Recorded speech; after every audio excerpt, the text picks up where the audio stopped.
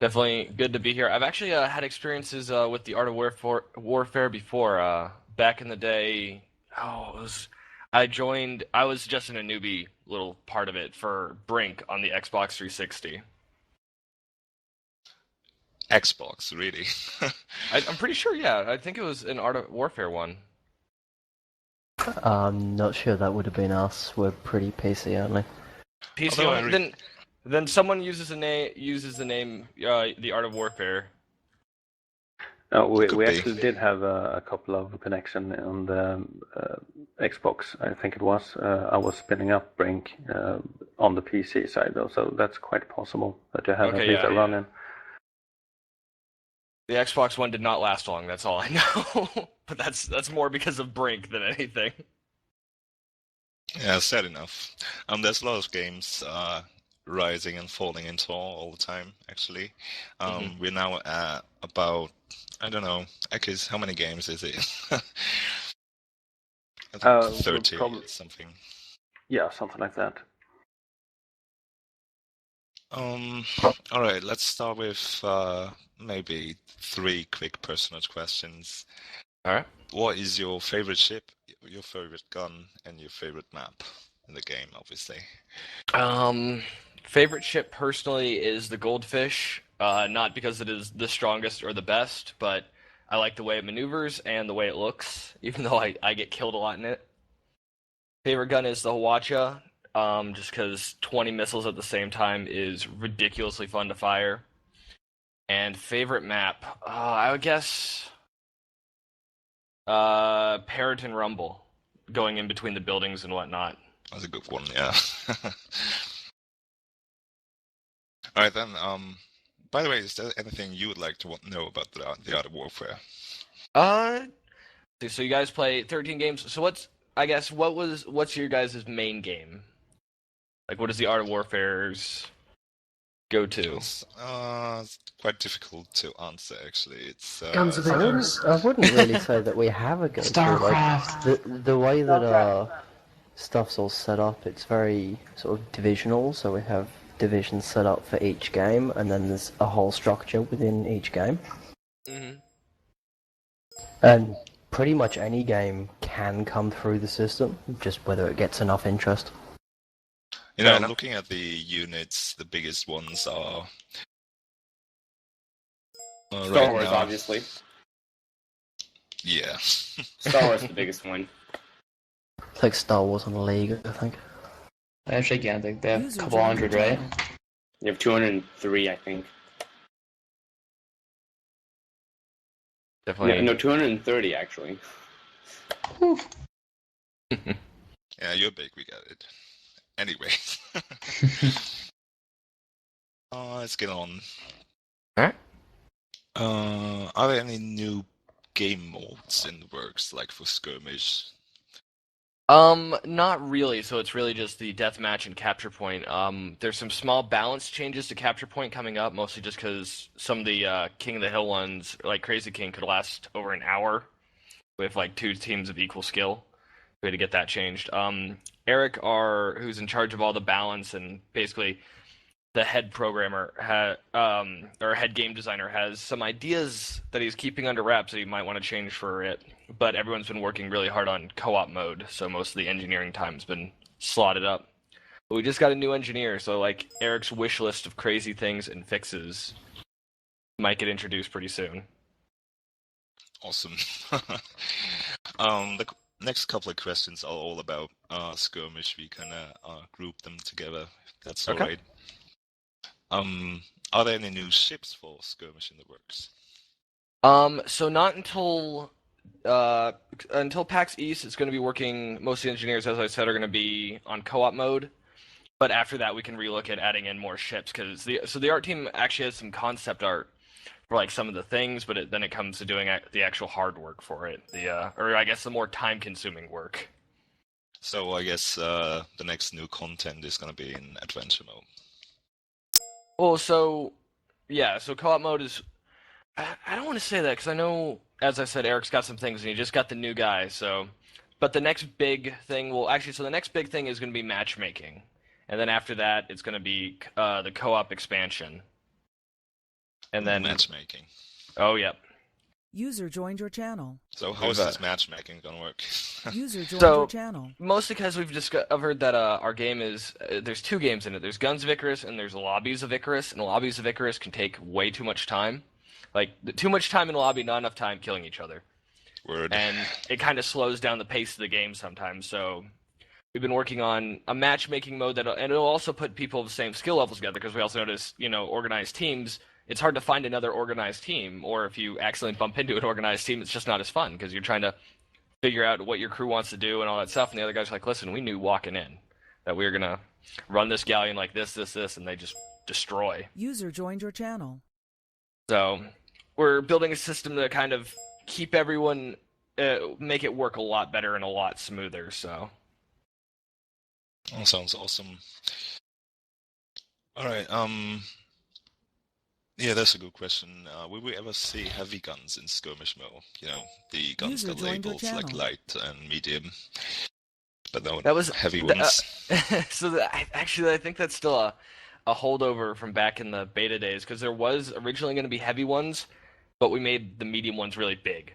Is the thing, and we're like, well, we're not going to make any guns bigger than like the heavy flak or the lumberjack or the Hawacha, so those are really the large weapons now. Alright.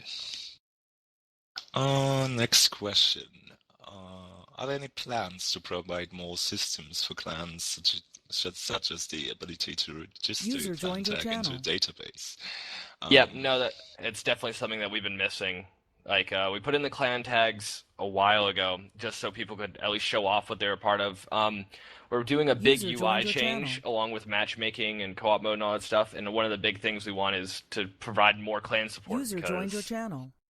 Clans kind of make this game keep going, because it's a teamwork-based game, so it's built for groups of people who are organized together and want to play well. Alright. Just a side note, Yeah. guys, if you could keep the chat in the chat to a minimum. Yeah. I mean, that sounds harsh. Anyways. Misclicked. Oh yeah, this one is good.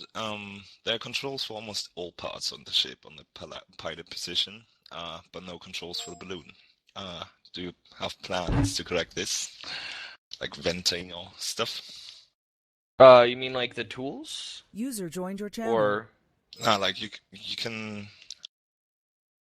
If you look at the helm, there's controls for every part of the ship except for balloon. Why is there no balloon controls? Oh, you mean from a visual standpoint? Yeah. Yes. I don't know. I'd have to ask the art team exactly. I mean, it came down to making sure it wasn't too cluttered, because there's some ships already, like the Squid, where, visibility is actually part of the balance, where the captain can't see things. And the stand you're already looking at has a lot of things for it. I mean, even when I'm on a Goldfish, which is higher up, best visibility, I can't see through the helm, through the altimeter, any of those things. So, I mean, I'll probably have to ask them specifically to see if they had any, if they like put it in and took it out, because there has been some changes to that and to the UI in general. I was thinking comical foot pedal. Be cool, actually.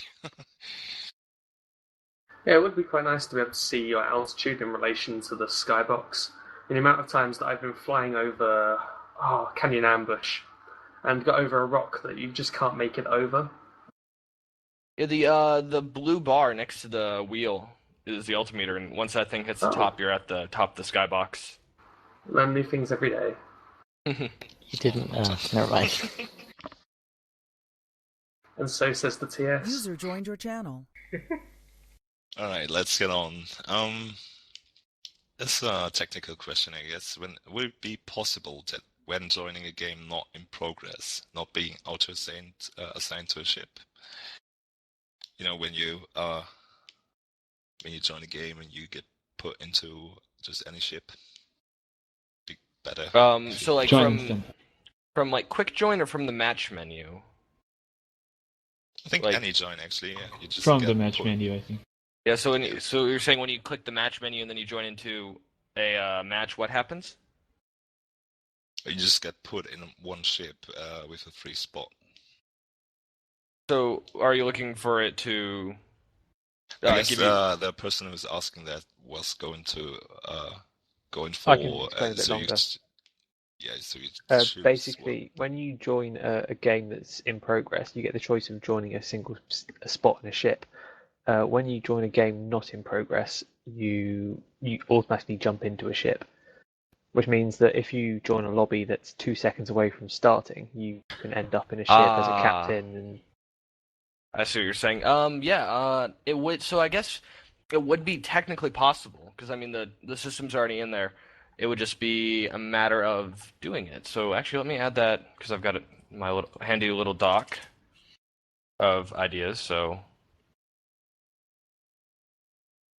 cool. right, there we go. So I'm gonna put that on because we've got an idea pile that we go through every Monday of like ideas that players come up with or we come up with and vet them to see if they're feasible or what the time consumption would be for us.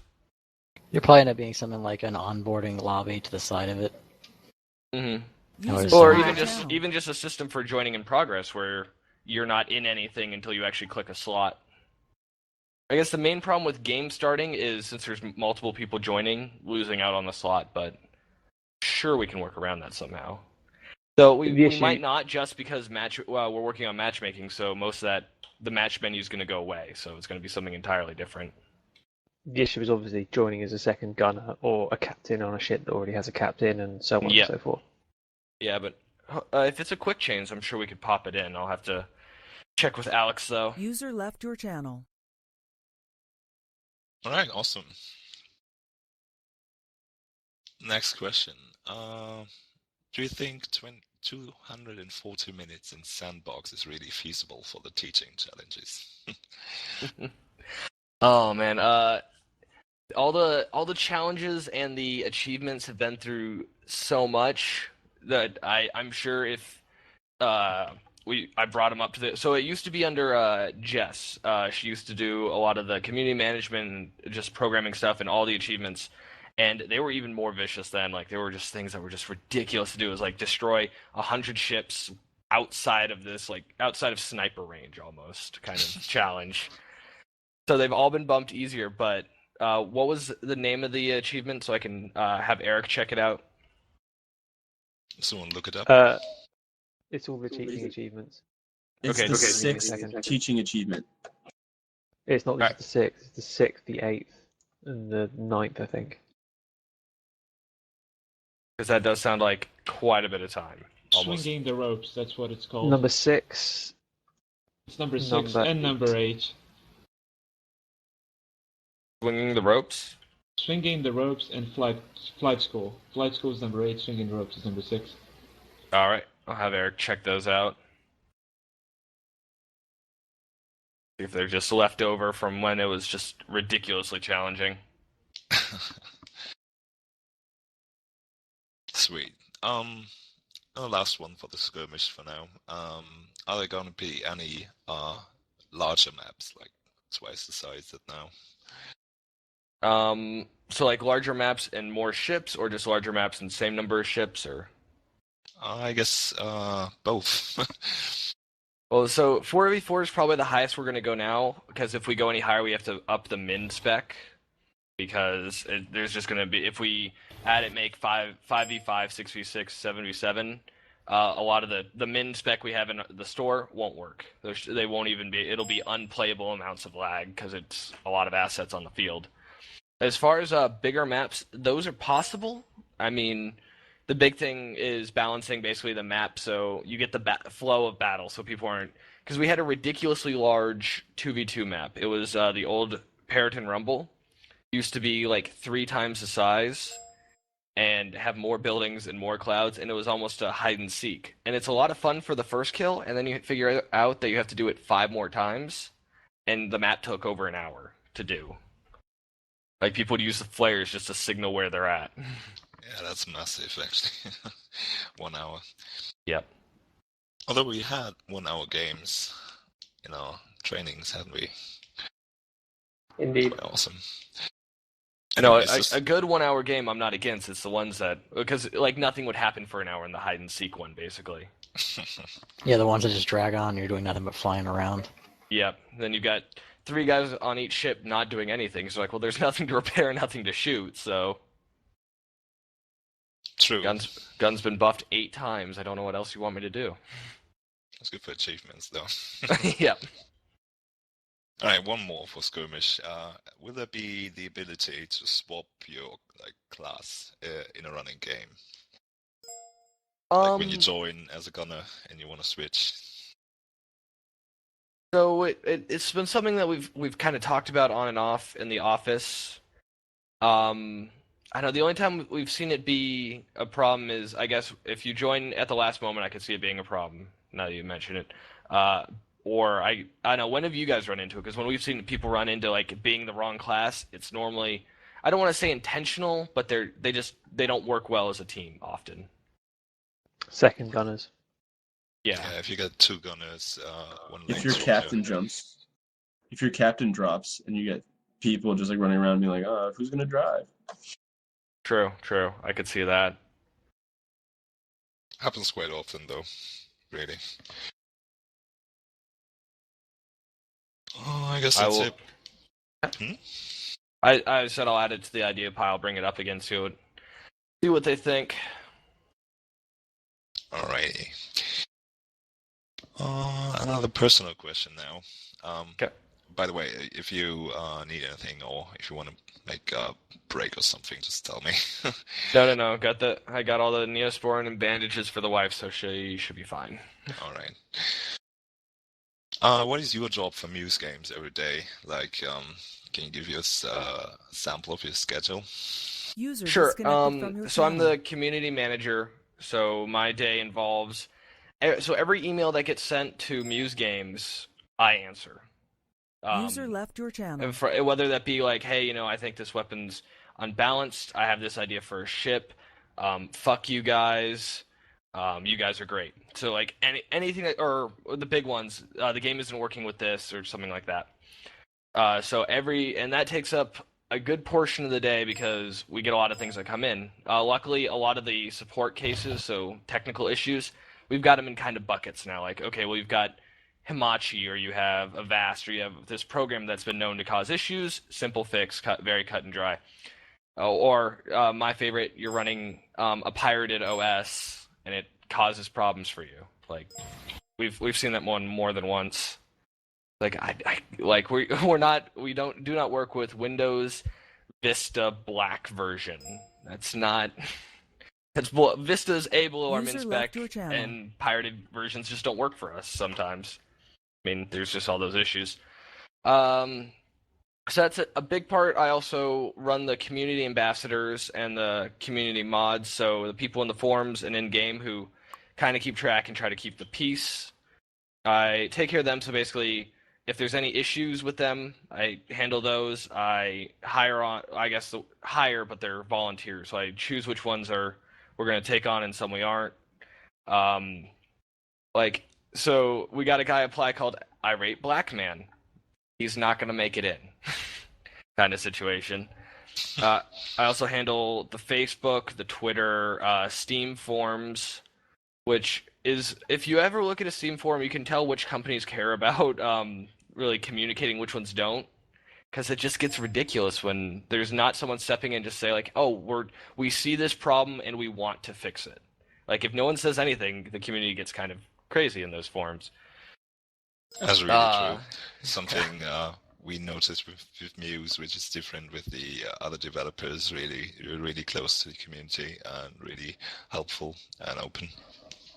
Well, I mean, the community has a lot of great ideas, like our spectating system. Back in beta, our spectating system, it was just a floating camera and like no controls or buttons really. Like it was terrible. I remember that. And rotate, that's all you had. Yeah, there was rotate. It was a caster named QWERTY who did a lot of casting for guns. He sent us a manual. He's like, okay, here is everything you need and here is why, and we put it in because it was the best idea that was on the table. And it's because of things like that we can improve the systems that we have. Let's see. So I do all that. I also spec out some of the community things. So like bounty hunting, I have a huge hand in. I help make sure that like because matchmaking's coming up, we want to make sure we still have that sense of community. Because like as far like lobbies are fun for hanging out with people who are good, and we don't want to lose that feeling of well now you're by yourself because it's still a very teamwork focused game. And then pretty much I guess blog posts as well, site updating, competitive stuff, and then really any project that comes on, else that comes on. Like our team formation's very loose, so it's whoever can do it best gets it, kind of thing. All right, that's a lot of insight. Thanks, man. No problem. Next couple of questions are going to be about co-op and adventure mode. Okay. We already know that these two modes are going to be separated by from each other, but is there any ETA on the co-op? So co-op, we've got the internal testing will be like we'll have it ready for us to test internally middle of next week, and then we're gonna have, I believe it's alpha. Well, so we're going to have an alpha ready by PAX East. I don't know how far into the alpha. There will be enough to show off because that's the important part. And then I think right after PAX East, it's going to be like beta testing, open beta testing, just heavy duty testing, so we then can release it as soon as possible. So like Q3, Q4 release is what we're looking at for that, but there's definitely going to be a lot of testing beforehand. So it all depends on how that goes. I mean, if we put it into beta testing and everything runs perfectly smoothly, you can cut a lot of time off of that. Yeah, and you can call always TAW for some testing, of course. Definitely. Glad to help. Next one is about the Kickstarter. How would you describe the success of the Kickstarter campaign, and what are the long-term plans for using the funds to improve the game? So the Kickstarter was an amazing success. We got a lot of what we were hoping for. I mean, so we got all the major parts. So the parts that we wanted to do that were great.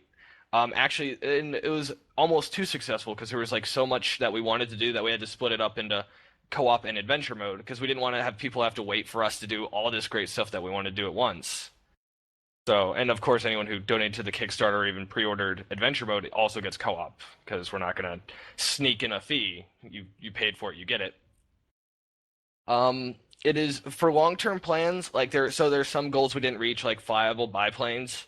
And while that's a lot of work, once we have everything else done, it's still something we're going to look at. I mean, everything on that list we want to do, and we're going to try to find a way to do, but it's about what we can do first. It's making sure people get exactly what they want to play with and what we can do. Actually, the biggest thing, what we can do well. I mean, it's the same reason we don't do boarding. I mean, first, it doesn't fit into the game we built, and even second, we couldn't make a good boarding system with our team. I mean, because all our team's dedicated to making a good Guns of Icarus. It's very true. All right then. Is crowdfunding something you would use again in the future? We have had some people ask us if we're gonna do another Kickstarter because they wanted to donate because they missed out or got a paycheck and wanted to donate more, kind of thing.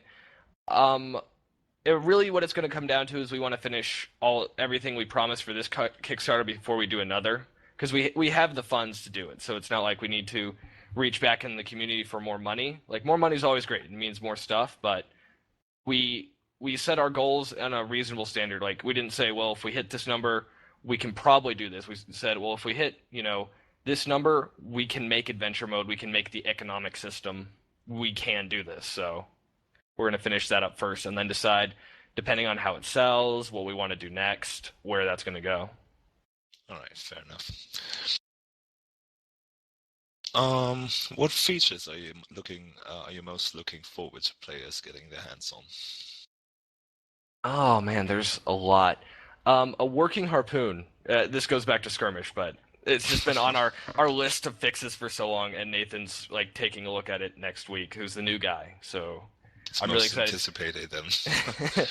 But for co-op mode and adventure, actually I think it's adventure faction warfare, because there was something my friend used to play the Star Wars what was it? Star Wars Galaxies, and the power that players had both in the economy and for like faction warfare was always. He told me such amazing stories, and they were so cool, and it was something I missed out on. And I like the idea that we're bringing back this sort of player-driven story, this player-driven like map warfare and economy, where it's listen, because this guy did this, it actually helped the economy of this nation. Now they're winning this war here, and then they led a battle here, and everyone's just that involved with the game. All right. I'm personally looking forward to faction warfare myself. It's a really cool concept. Oh, by the way, guys, please, don't write on the policy. He used the swear word. Get over it. There's something about TAW that's really special and makes us unique among other gaming communities. Is our policy and our non-swearing, being mature and stuff. People get quite defensive about it. Yeah. Fair enough. All right. What can you tell us about co-op and adventure that you think we should know and we don't already know? We try to be really transparent. Like that's always why I like the very specific questions, because we like talking about all of it. We're really excited about everything that we're putting in there. Let's see. What am I? I mean, for adventure mode, it's the faction warfare. It's getting sheep from one nation and trading it to another to increase their food supply, doing all that stuff. But you already know that, so that's the most exciting to me.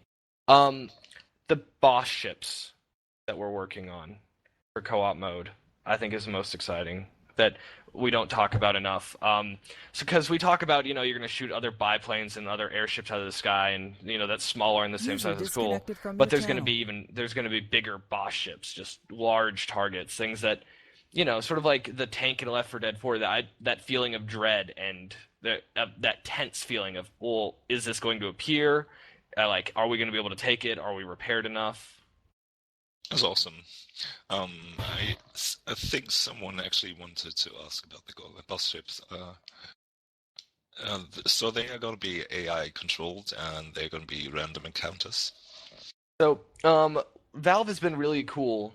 They're cool about a lot of things, but the thing that I've found really amazing about them is they release a lot of their notes of how they did their AI director, like how it is kind to you when things are going way too rough, and how it's, hard on you when your team's just destroying levels through and through. So we've gotten to take a lot of pages out of their book, and we get to build, and our director will do kind of the same thing where, if you're just dominating, like you're going through the level unstoppable, then yeah, it's going to throw more at you. Its goal is to keep it tense. Like it's going to be tough, but it's going to be that fun kind of tough, and it's not going to be overly hard. It's not going to be, okay, well, there's no way to win this. Sounds amazing. I always enjoyed the Left 4 Dead 2 AI director. Mm-hmm. Will co-op and adventure mode unlock vanity items for skirmish? So we haven't come to a decision on that yet. Chances are probably. It comes down to what the art team wants to, because we did for the original Guns of Icarus unlocks the Fallen Hero cap for Guns of Icarus Online. So there will probably be items that you can only get that will unlock for the first game, that will unlock for skirmish as well. Just to basically keep both games going strong, and to reward basically loyalty for players. It's like, listen, you've supported us through both these games. We'd love to give you a hat or a costume. Hats. There is power in hats. We have definitely learned that. Yeah, definitely. For the win.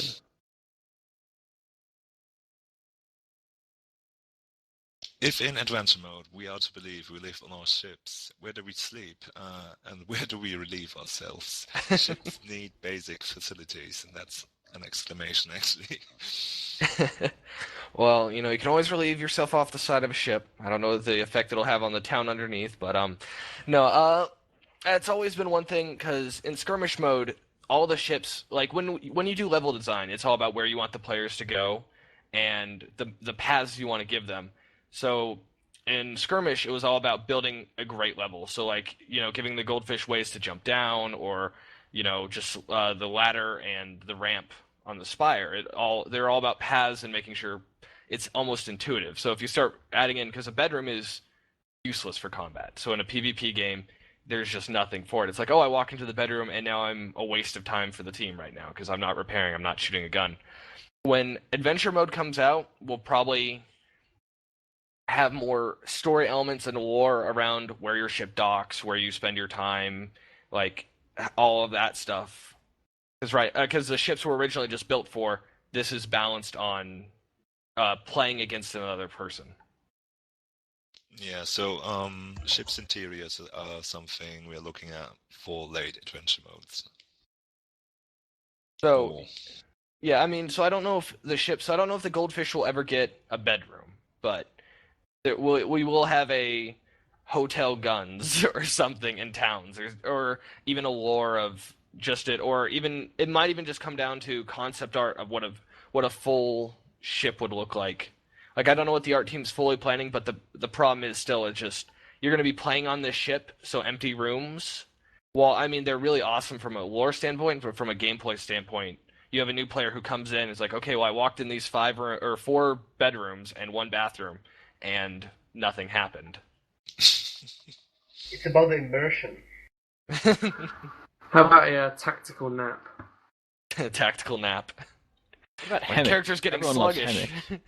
You should put another, controlling wheel in the toilet so Captain can still fly the ship. From his throne.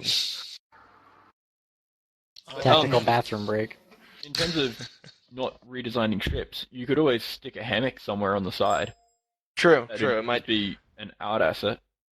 True, and we are talking about having ship customization, like adding on just sort of designs onto your ships and like little totems in between. We could probably make it an art asset to add like hammocks or even just like a pull-out bed, because you can do like I'm not saying the bed would pull out, but you could have it shown where it would, or stuff like that. So I'll get to bring that up to them.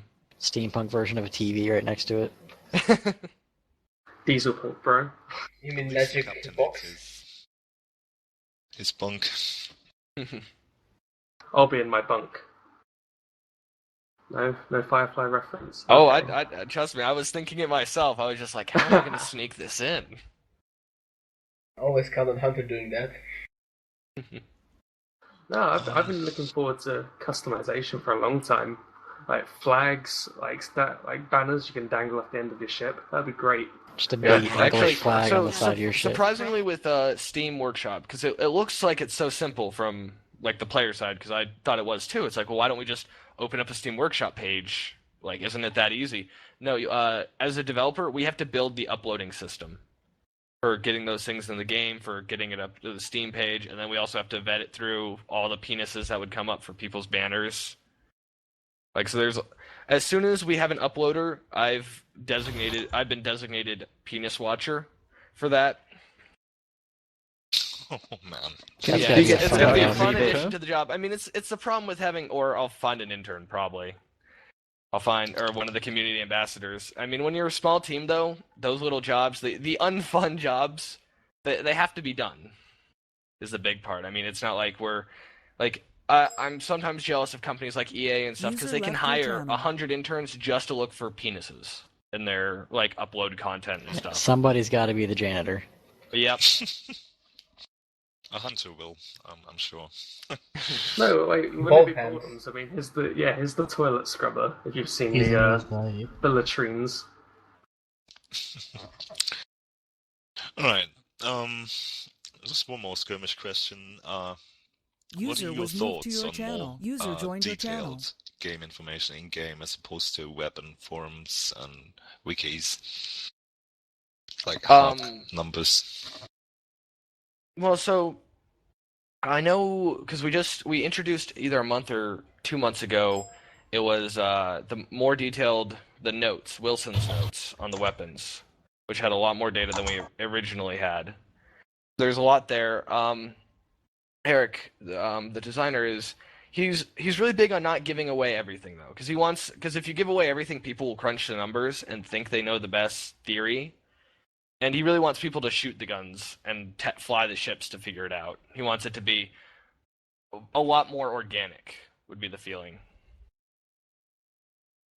So the Wilson's notes that are currently in the game, like once you unlock it for the weapon, I think for most of them you just have to like destroy a ship or hit it 20 times. At least with the mortar, it's hit 20 times on a ship, and then you unlock it. So I never checked those out, to be honest. oh yeah, so there's a lot more information there than the basic ones, which are just those two little bars. And hey, you should probably shoot at this.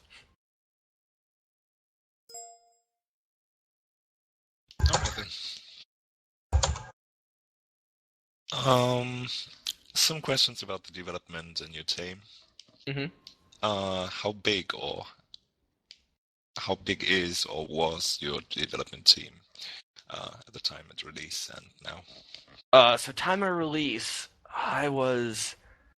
alright, so it was 7 or 8. Depending on, because I mean we had a couple interns. But so we had 4 artists and 4 programmers. Yeah, that's it. So we had 8. So 4 guys who actually made things. And then now we're at 11, I believe. It's quite growth. Yeah, we've definitely gotten, I mean, Guns of Icarus has been doing really well, so we've gotten to pull in more members and have them add their vision and their technical expertise to it. Nice. How long was the development process to get Skirmish to the players? Man, I want to say it took 2.5 years. I mean, so the idea behind Skirmish was originally thought of back during the original Guns of Icarus, but for as far as, actual sitting down, let's build this, I would say about 2.5 years of work. Yeah, it was definitely a while, but I mean, there was a lot we wanted to put in there, especially after the first game. I mean, the first game was a proof of concept that you could have an airship game, and we didn't even expect it to get like reviews. Like we kind of just put it out there to put it out there. That's quite a difference to the Unity one. Yep.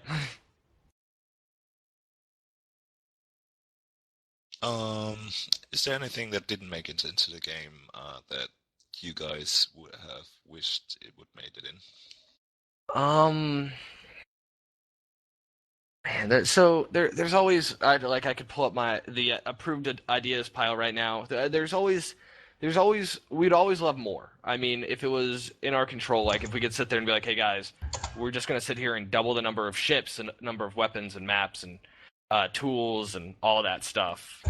So I guess right now, the 2 things that I feel like we're really missing out on in Skirmish mode that I really want is ship customization and more community support stuff. So like clans, like setting up tournaments better and showing them off. I think those are the 2 things that didn't make the cut as well. Like they'll be there later, but I wish they were there at the start. True, we feel the same. Are there any fun development stories? Did you guys hear about when we released?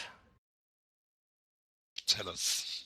All right, so we were released during Hurricane Sandy. So we were planning on releasing a month before. We were doing the beta. It was open beta. We were trying to pull in as many people, and we were pulling in good numbers. But once you start pulling in those good numbers, you're like, oh, there's so many things that we want to fix. So we're going to delay a month. We explained it to everyone. We want you to have a great game on release. You're still free to play the beta for, up until that point. And if you buy the game, you'll have the game when it comes out. We're going to push it back a month. So then, then Hurricane Sandy happens, and we release the day of Hurricane Sandy. So everything goes live. We pull in, the biggest number of players because everyone comes in once it releases. And it was like the servers went down. And the servers are in the office locked up because there's a hurricane happening. Conrad, one of the engineers, bikes down to the office, and the security guard's there, you can't come in, and he, sneaks in, gets the servers, brings it back to his house, and uploads from there. The patch to fix it all. Like, it was crazy. Oh boy. Yeah. It sounds really bad. He deserves a cookie. But I mean, we have a really good community. So like we were there, like we were online from home, so we got to say it's like, listen, we are aware of these problems, and like we're here with you. And we got some guy going through a hurricane. Like, we will let you know the second everything's back up. We're really sorry. And everyone was like, there's a hurricane, so we completely understand. Yeah, I guess everyone would have. Yep. Let's check. There's quite a lot of questions left. I guess let's ask a couple more and then just call it free for all. Will there be any changes or upgrades to graphical fidelity? So there's not going to be like any major overhauls. Like, the way the Goldfish looks right now is probably the way the Goldfish will continue to look. New maps and new ships will always look better than the older ones, because there will be a little more design in it. There's a little more learning that goes behind it, what people actually see, kind of thing. Like, so the Mobula is a very aesthetically pleasing ship, and there's a reason for it. And like so there's been some upgrades, like with particles. Like, our artist our animation guy got to work with particles for the first time. So that's why the Hades weapon, when it fires, has that sort of burst. That's a lot cooler and a lot more solid than you see on the other weapons. And things like that will be included a little bit backwards, but there's not going to be any like crazy overhauls. All right.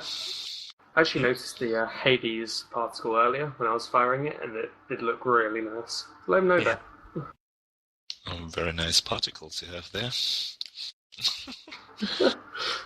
I really enjoyed how some of the not new ammos, but like some of the ammos now actually have new effects for when you fire them with the guns. Yeah, well, we wanted to make it feel a lot more, interactive. It's like, I switched ammo, my gun fires a little bit differently. Now it makes new sounds and has a different effect to it, so you feel like you've actually done something. Lesmok is the greatest effect. Little like sonic boom you get. It's fantastic. Yeah. I really like the weather effects. They're really awesome particles as well. Yeah, no, we got to add those in as well. And actually, it's things like that has made the Oculus Rift support a lot more difficult, because there's a lot more cameras and screens and effects. So we have to test them all and make sure they work. Because if we had just one camera view and nothing else, Oculus Rift support would be one button in Unity. Like, Unity does a really good job of supporting it. But that's what you can confirm there's going to be Oculus support. Yep, I can confirm it. That just blew my mind. Nathan has been playing around with it. Good that I have Oculus I'm assuming there's going to be just so much vomiting when people fall off ships, though. They're going to jump and just... Everyone can do that on purpose now, you know that you said that. Hey, keep a bucket next to you. I don't have to smell it, I'm fine. We can have some sort of disclaimer for that. I always try to jump from the ship when there's another ship below me. Oh, don't start, man. Never gonna we could go on a galleon and we could reenact Titanic in first person. Really feel the romance in the air tonight, yep. Yeah. I shotgun bin Rose. Sorry, man, I'll hold you. Alright. If you got Hunter holding on to you, I wouldn't trust him. Let's see for Let's how get long I hold over him. it, guys. How much did the game increase in player base with the TGS podcast, and any plans to do something similar again? So we went from 200 peak. So like when the day we released, I think we had 400 or 500 online, which was like the largest number we had for a while, which is good for us. I mean, so the numbers are weird because you look on like DayZ, or just one of the peak games right now, or Dota 2 on Steam is like 500,000 people, which is just a crazy number. User left your channel. But as far as us, so 400, it was great. It was a great number for us, and then we did TGS and we hit 2,000, and we were like, it was amazing. Like, we weren't even prepared. So I guess to go back to another story. when we were running one of the TGS events, the servers couldn't handle it. Like, not the game servers. The game servers could, but the lobbies couldn't. So, like, there was slow time. The server was trying to help save itself. So the 30-second timer would take 10 minutes. So we got our community ambassadors together, and I gave them I gave them dev powers, and I gave them a code that would force start games, and they'd go into lobbies just down the list with all these open lobbies and just force start them. They're like, listen, as long as we can get them out of the lobbies, things will work a lot better. As far as more plans for it, always. This is every plan we've done, every marketing push we've done has really helped us and helped the community. We got to hang out with our Steam contact, Nathaniel, and he said, listen, we're 100% on board to do more pushing for you guys. Just anytime you want to do a sale, anytime you want more featuring, link it up with something, let us know. So having Steam have our back is a huge thing, because those games that hit the front page, you can check top seller, they're almost always it.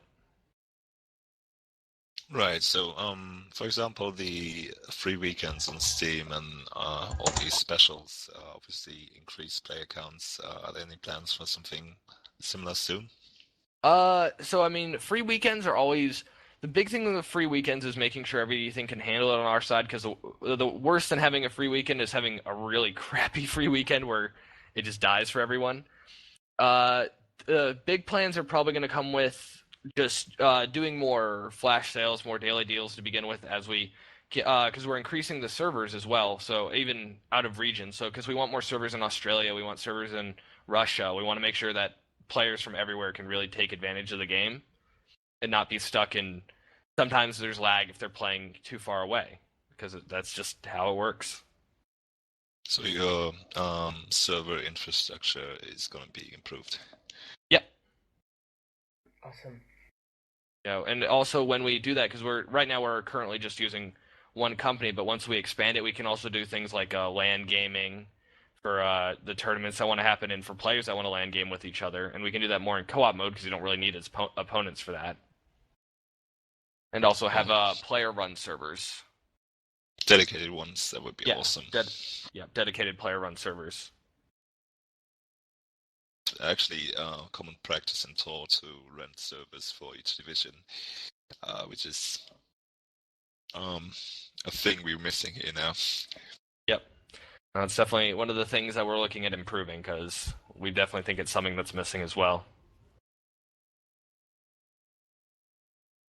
All right, let's get on with the development questions. What does it take for a company to start up a game like Guns of Icarus, like preparation stuff? We were very lucky. Howard knows a lawyer, like he basically old college friend, and having one of those is a really good thing, because there's a lot of paperwork that you mess up and you're just in a bunch of legal trouble all the time.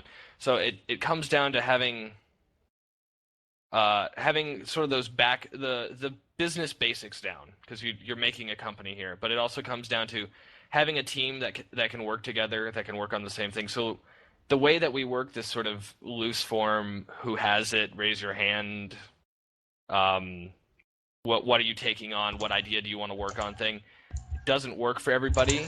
There's definitely a lot of people that we've talked to where they need a lot more structure, and that's great. I mean, you have to do what works best for your team, but you have to make sure all your team members can work together.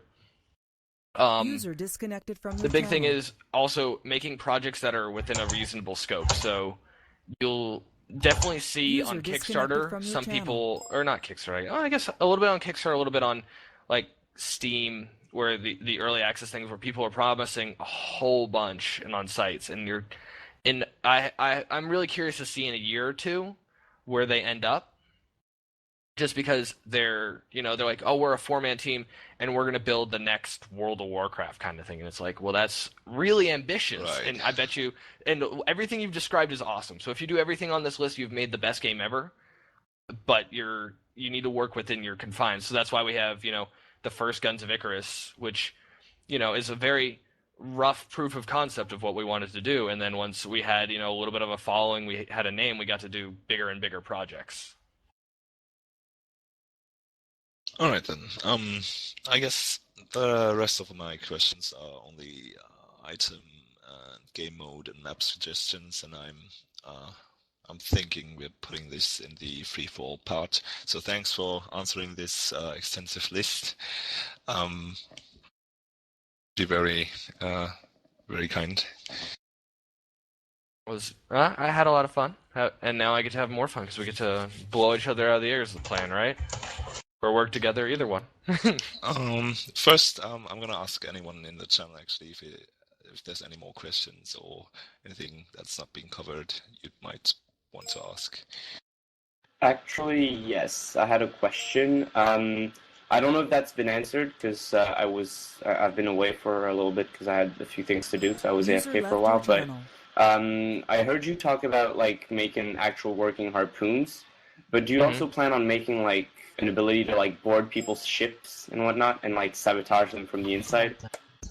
No. Mostly because it doesn't work with. So actually, I guess there's two big reasons. First is scope. So, like if we could get the chivalry guys to build us a close combat system, that'd be great because it's a great close combat system. And if we made a bad close combat system, it would be a great airship game with a really crappy boarding system. So it's something we definitely want to avoid. So there's that. And then two, it's really the size or the style of combat that we're going for because these ships are moving like 100 miles an hour, and yes, sometimes you make the jump, but if you don't, you then have 3 people on your ship, kind of thing. I mean, or even with the time of falling and whatnot. So that's one crew member who's not doing his job. And let's be honest, if we had the ability to grab swords and pistols and to jump on other people's ships, you'd have the captain who gets to fly the ship, the gunner, and then you'd have 2 people who decided not to work as a team and try to get themselves killed. Kind of thing. Yeah, so okay, I get it. Yeah. Well, so this means that you might put a boarding system if the chivalry guys work with you, right? If chivalry will build us a boarding system, a boarding system, then we will definitely find a way to include it. Well, it wasn't a $10 million in the Kickstarter project, wasn't it? Yeah, that was one of the joke ones, along with Sky Whales. Yeah, I believe was 5 million or something. 1.5, I think. 1.5, yeah. Poor whales, always a joke. Right then, Sorrow, your question.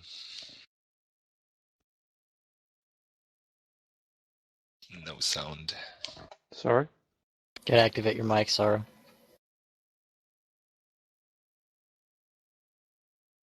If you're having trouble, send me it in text, and I'll ask it in a minute. Can you hear me? Yeah, we can. Yeah. Sorry, my wireless headset died halfway through. Yeah. So like, I guess, do you guys have any other games in the pipeline? So yeah, there was an idea over the Christmas break, with a little bit of free time with the family. Some of the team was working on called Hamsterdam, which is a hamster fighting game. Take my money. When can I buy it? I'm immediately intrigued. I know really it's more of a pet project. It's not part of any, like, during our 9 to 5 times. It's all Guns of Icarus all the time. This is what we got in. This is what we promised people on the Kickstarter who are supporting us even still. Is we're working on it, but during our free time, the artists make a couple animations, combat animations, or they make some enemies and stuff, or we have CH string together another combo or a blocking thing. It's it's at the start of it right now. We have some pictures up right now on the Muse Games home site because it's what we're working on. But other than that, so it's just really skirmish mode, co-op mode, and then during free time, Hamsterdam right now. Sweet. By the way, guys, the StarCraft and Star Wars guys and all the others, do you own the game actually so you can play with us? Just calculating player numbers for the lobby. I have Guns of Icarus. I play StarCraft, but I have Guns of Icarus. So you want to play with us then? Yeah, sure. Awesome. So the others, do you own the User game? was moved to your channel. Joined your channel. All right. I would get Hunter. it if I had any money. Oh. So black, man. Free copy. Oh. All right. Hunter, can you prepare a lobby, please? So, I hear. See. What's the password? I actually made the password Keyvias in honor of yourself, sir. Thank you. Open. Right, So for everyone, if you want to get in the game, the password is Keyvias, no caps. The name of the lobby should be fairly self-explanatory. User left your channel. I had a question. I'm not sure if anyone else was still asking. Yeah, I also have one question. I'm on standby. User left your channel. Currently is Nuclear Crisis. Okay.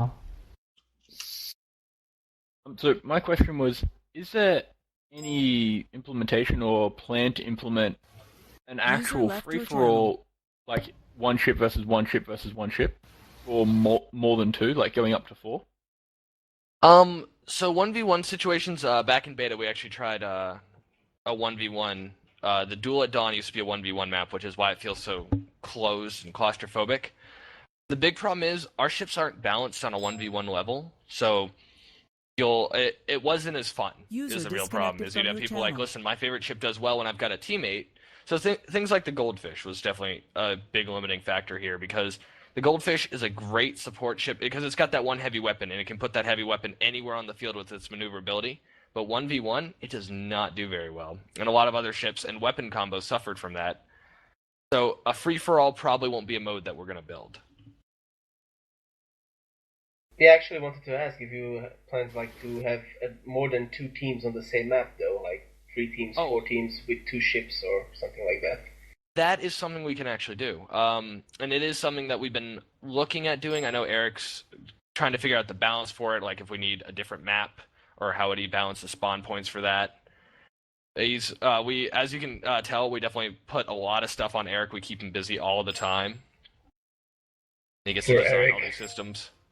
Because right now, actually, last week he spent most of his time on the progression system for co-op, because we're not going to be... So, in skirmish mode, as you know, you have everything starting out. We don't want you to be limited or have to sit there and be like, well, this guy's level 20 or 15, he's going to beat me because I'm level 3. It's, I've got everything this 15 has. But in progression, or in co-op, you're fighting against bots. It doesn't matter if it's unfair against bots. And the bots can always get harder or weaker depending on what needs to happen.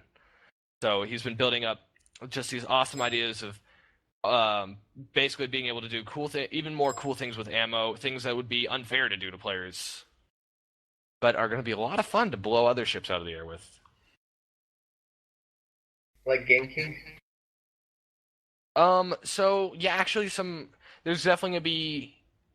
So a lot of if you just played skirmish and you hopped into co-op, you would understand the game mechanics and you'd be able to do well.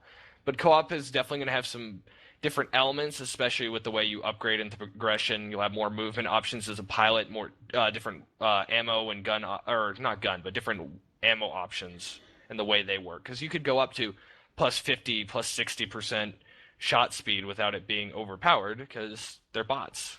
We don't have to worry if the bots are not having fun being killed. Right. Alright, I believe I had the next question. Sort of an odd one. How exactly did you go about naming the game? Because I'd always kind of found it kind of odd that you used the word, Icarus instead of Daedalus, since Icarus is the one that, died. Well, except for Icarus is also the more popular one. Or, I guess not popular, but recognizable. Because that's the big part is... You could use Daedalus, but people would be like, well... so you'd hope that everyone would be like, oh, well, let me go on Wikipedia and learn some history in my folk tales, but really people would read it and be like, "Oh, I don't get it." Whereas if I would have read it. There you go. By folk tales, you mean Greek mythology, but still. Yeah. Our reader of the TAW is Icarus. Fun little trivia there. That being said, I thought I was fairly across Greek mythology, but my first reference for Daedalus was going to be the Stargate ship. Oh, was the Daedalus one of the ships? Yeah, it was. Yes. Yeah, the big ships they made when the show started getting weird and not as fun. I have very strong feelings about the Stargate show as well. In case you hadn't noticed, I am a massive nerd. Just nerd. You say this as if none of us in this lobby are. Yeah, totally not. I mean, Actually, I think that's one of my favorite things about being a game designer is you get to meet people who, when you're a nerd, it's just a boon. It's a great thing to be a nerd, and because it's a celebration. It's just fun for everybody. Listen, let us argue the B-wing versus the X-wing, because honestly, I could do that. I could do that for hours on end. It's really. I was a kid, and my parents were like, you like Star Wars? Here's a like, and it was. Did anyone have this? It was a giant book of just Star Wars ships and like all the specs and things like that. Yeah, I had one. Yeah, I also have that. The correct answer was the ARC 170, by the way. B-wing all the way. It's awesome. Yeah, it's B-wing. Okay. I'm sorry, but the B-wing is the best ship in the universe simply because it is a starfighter made for taking out capital ships. Yeah. Millennium Falcon, all the way. No. No. That's like saying you like a semi-truck as your favorite car. TIE Fighter. Yeah, I'm right now, like, I'm a big fan of the advanced versions of the TIE Fighters as well. I really cannot remember their names, but I'm not talking about the like the first versions with the pointy sights. TIE Interceptor. Yeah, the TIE Interceptors, but the like 2.0 version of it, the even more upgraded version of it. Serenity's the best ship ever. Yeah, legal reasons notwithstanding, is there any scope to be able to clone that for the game? Well, let me put it this way. I have named my Spire B-Wing. Simply because gun on each side, big gun in the middle, it's a B-Wing in my mind. Like the one ship that doesn't have any wings anywhere on it. But it gets destroyed so easily, though. True, but Yeah.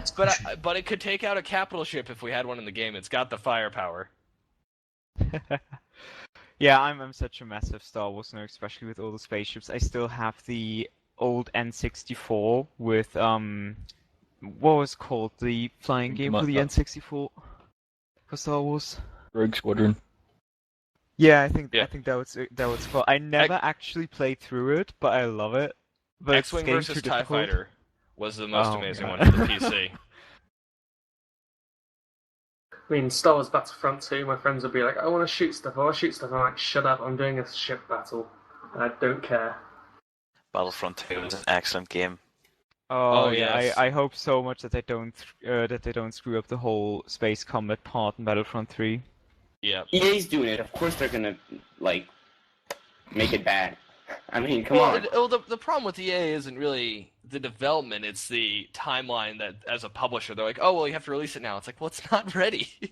Yeah. but you have to release it now because of the Christmas schedule and and that's like, just give it more time; it'll be so much better. Yeah, that's a big Money, issue that you get EA these is days all with about publishers.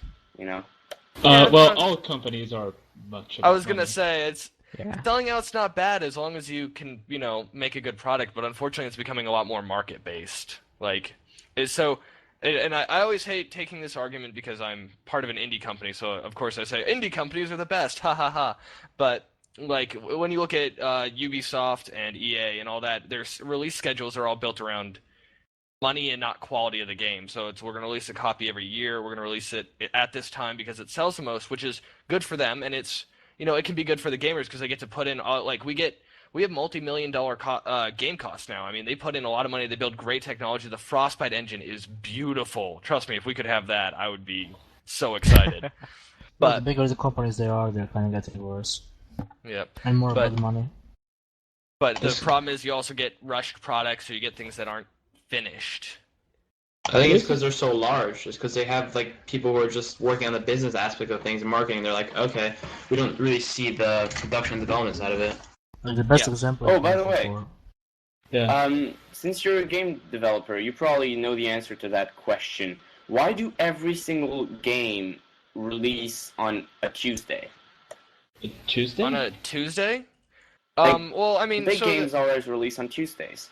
It depends on where you're at. I know for Great Britain it was Tuesdays just because of like when the game stores would open and when things would be shipped and produced. And it's sort of like, why are the most roads the size they are now? Well, the roads in Rome were that size, and then they became the railroads, and it's just that old systems never die, kind of. All right, yeah. It's the same kind of because now that you have releases all the time, like if you go onto Steam, there's a new release every day. But for the major releases, they still kind of find that old archaic style a lot. Yeah, because I live in Canada, but like I remember back when Crisis 3 and that hell of a bad game, Aliens, Colonial Marines, that I thought was going to be a good game, came out. They came out like a week from each other, but both games came out on a Tuesday. Yep. And then like Far Cry 3 came out on Tuesday.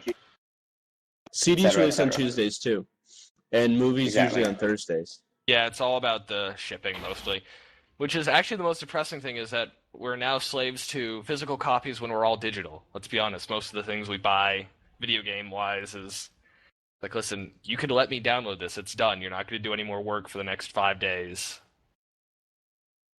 Can we bottom out here and go to another question now?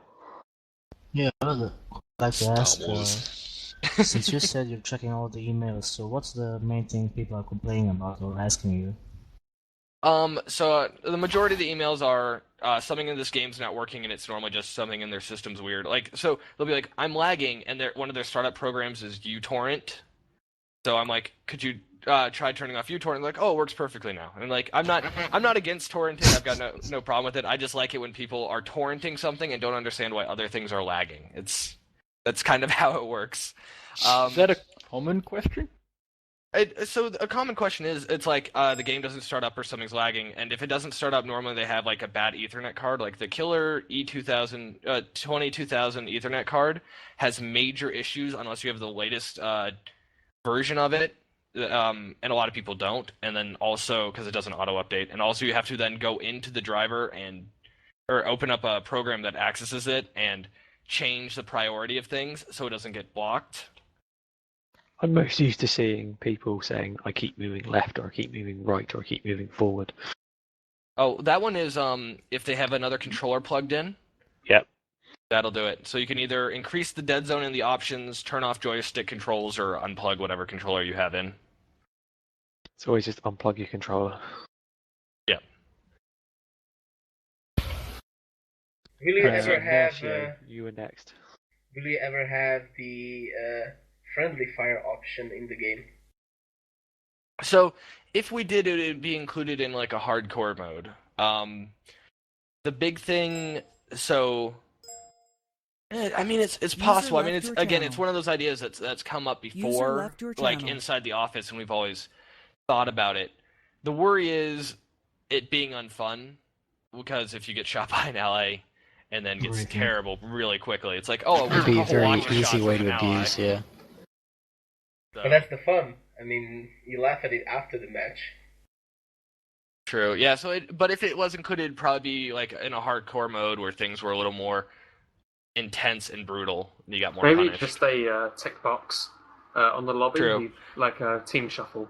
Yeah. Oh, and as we open up more servers and let players do their own thing, we might include options like that so they can kind of customize their own experience. Or how about, I remember I was at my friend's house the other weekend and we're playing one of the newer Halo games, I think it was Halo Reach, and we had the option to turn gravity really low, and that was really fun because we were just jumping around and going mental and just bouncing off walls. The Dev app, which is, there's actually a group on Steam, the Guns of Icarus Experimental Crew, where we have the Dev app. And we sometimes test just really goofy things in there. Like we were testing 3 times hull health, which, so basically the armor stays the same, the gun damage stays the same, but the ships can survive without armor 3 times longer. And you actually get really intense combats because you can now run away. You now have time to repair and run away. It's not as quick a death. There were a lot more balancing concerns to do with it, but it's always been something that, if we had the time, it's what I would love to dedicate to, because it was such a cool style of combat that changed entirely from what we're playing. Maybe you could have like the options to set up your kind of lobby with stuff like that, checkboxing it. Yep. No, as we move away from just the single provider we have now, we'll definitely be able to have more options like that. That definitely sounds awesome, having options to change physics and that kind of thing. Mm-hmm. Alright, guys. I recreated the lobby. Just join on me, please. It's the 2v2 now. Should be perfect. And I had a last question. Put some hang on, modding. Vic, there was two other people for you. Sorry. It was Seath first. Alright, thank you. So, I wanted to ask about the roleplay element in adventure mode. Chivalry was mentioned a while ago, and that reminds me of Mount and Blade, where we also start as independent mercenaries and have factions to interact with and join and take quests. How does it compare to? Are you familiar with Mount and Blade's role-playing system? I know the movement in the game. Huge fan. Yeah. All right, I know the movement aspect of the game will be a lot different, and also it will be online. The whole thing it'll be kind of an MMO, which Mount and Blade isn't, and people have asked for it to be. But what I really wanted to know is, like, will diplomacy be character-based? Will there be lords to interact with, where they have their own reputation and, like, internal politics? Or will it just be, like, faction-based only? So it'll be, like, there's going to be we want to make sure the player feels involved at, like, every level. So the big thing will be, like, we don't have it all spec'd out yet, so this is all subject to change, so don't hold me completely to it. But the ideas that we want to get across is, so, like, if you help some merchants transfer food from one area to another and you fight off pirates, the merchant guild might be happy, the people who got the food might increase, and this is happy with you as a player, single person, but the people that are fighting them might be against them, might dislike it, or the people that were trying to raid the food for their own towns might dislike it.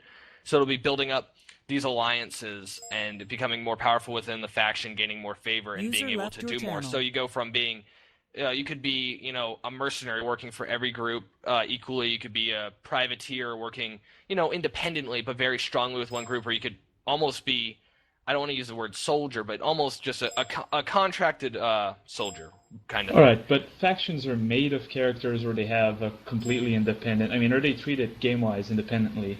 Like, you have 40 points of reputation of Faction A instead of 30 points of reputation of the leader of Faction A, and 15 with some lord of faction. Oh, okay. I see what you're talking about. It'll probably be more faction-based, though we were talking about sub-factions inside of, just because, a giant group of people, they don't all think the same.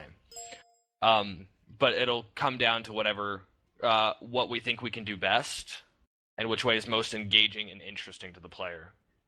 All right, but there will be some NPCs that are either faction independent or faction dependent, but they have a reputation of their own, right? Yeah. Alright, thank you. Next up with Mr. Mango. Alright. So my question would be, because that's something that I see a lot in pub games, is like, for example, the goldfish is used a lot because it's such a versatile and, I would say, relatively easy ship to fly. But now with the addition of bots and such that you can fly against and AI, how do you think do other ships get their role? Like, for example, the I think it was called the galleon. It's not used that much right now, but, like, for example, if you now have to defend a column of ships against an incoming attack, a galleon would be the optimal ship for a defensive role, much more than needing, for example, the goldfish for the versatility and such. Mm-hmm. There's definitely going to be, for each role, or for missions, ships and ship combos, because it's going to be, you'll have 2 ships on your side, 3 ships, 4 ships kind of thing, or more, where, we want to make it so you can choose the ship you want, but there's always going to be ways to do things well. So we want to make sure it's like, listen, I only fly squids. 100% of the time it's just squids. Well, it's not the mission will be impossible, but as you said, for a defensive mission, the galleon's broadsides are just something that you just won't be able to beat. That's the maximum power. Alright, and how happy are you right now with, like, what people choose as ships? Like, I see a lot of goldfishes being played, but, for example, very little galleons. Really? What kind of games have you been playing? If you said Spire, I would agree, but I see Pyramidium dominance all over the place, but then again, I'm sorry, I didn't mean to interrupt. No, like if it has changed, like I just was gone for over a month or 2 months or something, so. Yeah, no, and there's definitely, I mean, so ships like the Goldfish and Pyramidion front-facing guns are definitely more popular simply for ease of use, because you don't have to tell your gunner, okay, we're doing this, we're lining up this side. It's sit on the front and I will aim at the front of the ship, and it's why the Galleon is not as popular, because I have to line up broadsides, you have to tell me, like, it requires a lot of communication. In the competitive scene, Galleons were dominating, like every team had a Galleon on their side for the longest time, because you just could not match that level of power. And if you could organize on it, you can do really well. So I'm really happy with where balance is. It's been in a lot of different places in the past. It's only going to get better as we get more and more information about how people play. Because the way that Eric built the system, he kind of had a way that he thought people were going to play, and of course, players don't listen to the imaginary rules that we make up, and they do really crazy and great things. But that means we have to make sure that it's not an overpowered and crazy and great thing. Yeah, all right, thank you. Vic, you're up next. Yeah, so my question was, and it might have been answered earlier, as I said, because I was AFK for a while, but are you going to allow mod capability and workshop compatibility? So workshop compatibility, we have to build an uploader for. It is on the to-do list. I know Nathan, since we got a new guy, we get to pile new stuff onto him, is going to take a peek at that, though he's also working on Oculus Rift support and fixing the Harpoon are two of his major things. So he won't get to it soonish. And so mod capability falls into that as well. I know I'd appreciate flying the ship as Commander Shepard. I would enjoy fighting against 9 cats. Yeah, no, by the way, guys, our game is now starting. I definitely would be in favor of mod capability, just as everyone on the team would be, because we've seen a lot of fan-made things, and it's like, well, if we could take advantage of that, that'd be great. We just don't have the system built to upload it to Steam and then get it sent to everybody else, so it works. Up next is Bag and Tag. Yeah, hey guys, I have a question about the learning curve for new players. Like, what is that like? So that's always one of the hardest things as developers, because, you know, we live and breathe Guns of Icarus. This is what we do all day, every day. So we have to then try to find a way to put ourselves in the shoes or find data for these new players who come in and really don't know what they're doing at all. Front gun, by the way, guys. So the big thing is, for new players, it's very difficult at times if they don't come in with friends. Because not only are they trying to learn the game, they're trying to learn the game as crew members expect them to do it well or aren't explaining it very well. But if you're learning with 4 friends, you just have 4 friends on a ship, everything works out. Because even if you make a mistake, you're really forgiving to your friends. Let's be honest. I played with some of my friends. They're terrible at some games, but, you know, they learn, they get better. You've never played Dota. I know what it's like playing with new people. I mean, have you ever played with Inertio? Yeah, it was you who shot the friendly ship for a minute, not me. That was next question is Darkshade. Right, I just lost my train of thought. We Too can busy leave trying it to shoot you. Inertio, you're afterwards. Dirty, can you get off the gun, please? Press E. I just have a personal question. How come your level is only 9? Because I don't play for achievements, unfortunately. I actually think it's more of a personal gripe for me. This is where different team ideas come in. The achievements don't really link up to how good you are of a player, which is why for matchmaking, like a level 10 isn't going to be a level 10 in matchmaking, because it's going to be based off his wins and skills. I'm a level 10. I'm great. Yeah, well, but you're not great because you're a level 10. You're great because you're great. You're great I'd because argue that the achievements are very good in the fact that they teach you to try new things. Yeah, I mean, not and that's do the standard. Yeah, that's also the goal for them was Yeah, I mean, so the achievements do a lot of things. They give a level of progression, things for people to do. They also let them unlock items. I get to cheat and give myself whatever I want, so I don't have to earn them. You can complete my 3 flamethrower kill achievements. That's why I I'll was be also happy with that. surprised you only have 9. Yeah, I mean, let me put it this way. I'm wearing the level 15 costume right now. Okay. Cheat. Yep. We have anti-cheating policy here. I'd just be happy if you complete my level 3 kills with a flamethrower achievement. I'll be happy with that. Those ones are, yeah. Yeah. I'd recommend a squid for that one. If you do the flame carronade combo, you can definitely get a lot done with a flamethrower. You never get the kill with the flamethrower though. Darkshade, have you got your question yet? No, I completely forgot about it, so... Carronade Flame is my favourite combination for Squid. In fact, arguably one of my favourite ships. But everyone else hates it, so... Okay, some suggestions that we had before the game started. Vanity items for customizing ship. User left your channel. Yes. So the art team has built a lot of concept art for just little cool things that you can do on the ship. So vanity items inside the ship, so adding like, because you've seen like plants and stuff around, so changing those out, adding like figureheads and stuff, and then also exterior of the ship, so your goldfish doesn't look like every other goldfish. Mine's about to look like a pile of wreckage at the moment. Can I have a pink goldfish? I had a hand in that. I'm shooting a heavy flak at you just for that cause. I actually wonder, are the devs like really good at the game, or are they like terrible at the game? Oh, the devs. We're terrible. We're absolutely like. So let me put it this way.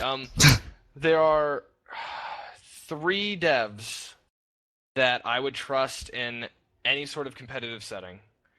The rest of the devs, they're really good at what they do, like making the game wise. They're not, and it's not even that they're bad at the game. They're just really bad at communicating inside of the game. Because normally when we play, we're goofing around, we're having fun.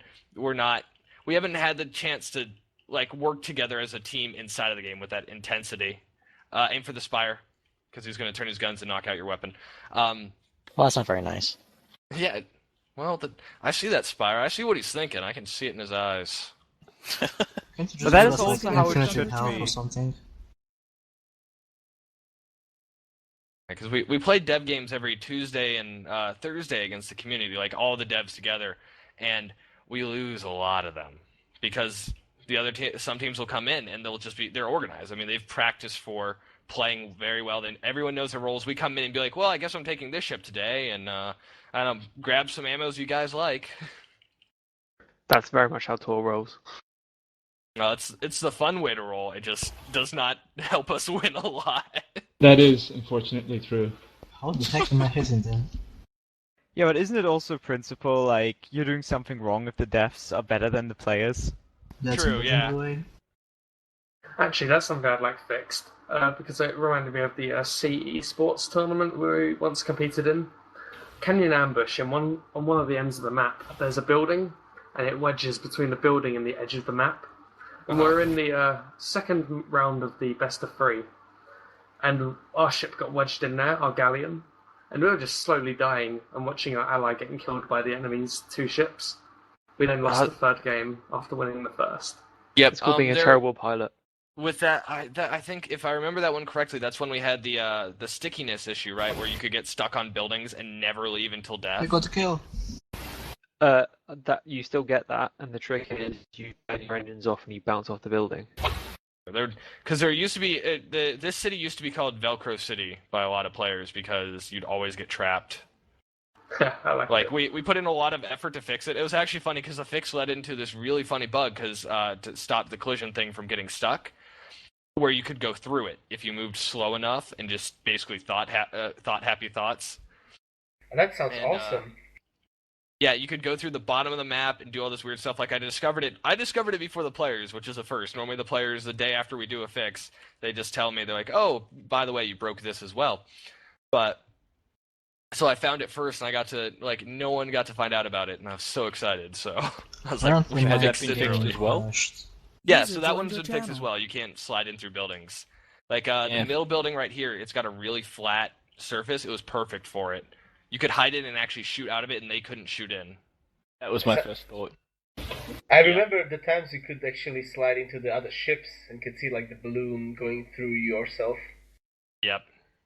Sorry, but am I in the game since my game just froze?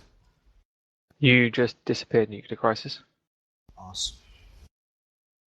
Yeah, it just Now we have really a death to annoyed me. blame to, huh?